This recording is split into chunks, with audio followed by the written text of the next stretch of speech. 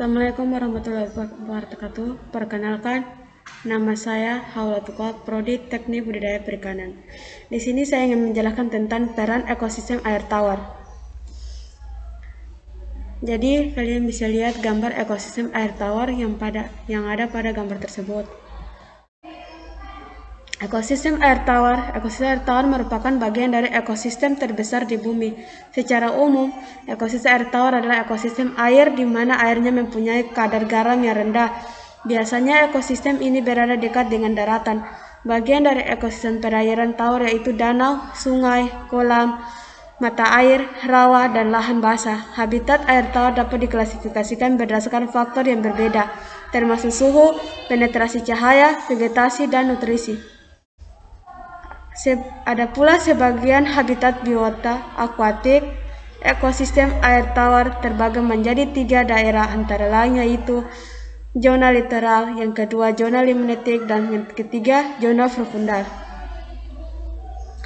Saya akan menjelaskan satu persatu dari habitat biotik akuatik.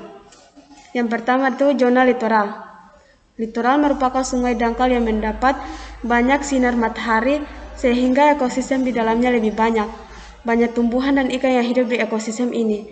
Ikan air tawar biasanya akan memakan serangga atau hewan laut kecil yang berada di sekitar akar pohon. Daerah litoral sangat cocok bagi ikan untuk mencari mangsa. Daerah litoral adalah daerah yang langsung berbatasan dengan darat. Radiasi matahari, variasi temperatur, dan salinitas mempunyai pengaruh yang lebih berarti untuk daerah ini dibandingkan dengan daerah laut lainnya.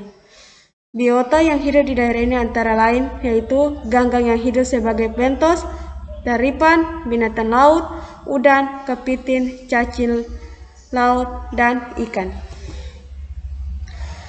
Ada pula zona limnetik.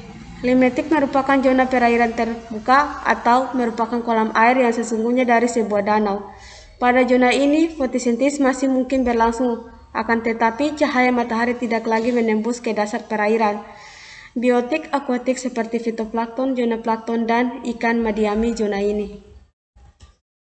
Kemudian yang terakhir adalah zona profundal. Profundal merupakan zona yang mana cahaya tidak lagi mencapai lapisan air pada zona ini.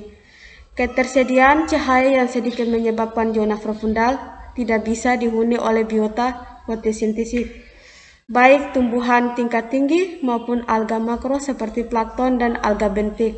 Unsur-unsur hara bagi tumbuhan akuatik dan pakan hewan-hewan penghuni zona profundal tergantung pada zona limnetik dan litoral.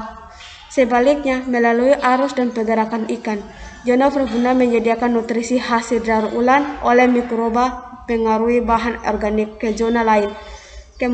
Komunitas utama pada zona terdiri dari bakteri dan jamur yang melimpah pada batas antara air dan lumpur, di mana bahwa bahan organik menumpuk, dan kelompok binatang konsumen dalam bentuk bentos seperti cacing darah lava, chironomid yang mengandung hemoglobin dan annida, serta karang kecil. Dan ini gambar zona litoral, zona profundal, zona limnetik yang berada pada gambar tersebut.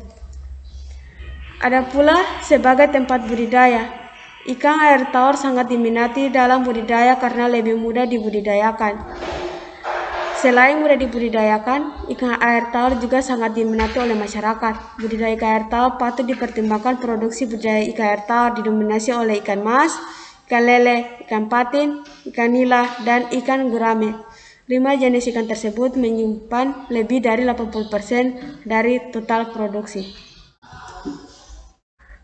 Jadi Indonesia merupakan salah satu negara yang memiliki danau yang dapat memikat setiap orang yang datang, dan juga merupakan habitat bagi para flora dan fauna yang tinggal di sana maupun sekitarnya.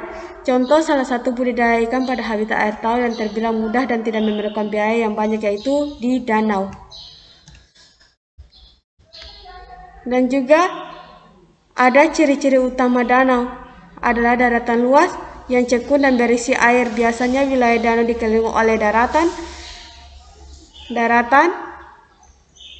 Danau biasanya terbentuk akibat letusan gunung berapi atau gerakan tanah, contohnya seperti yang ini.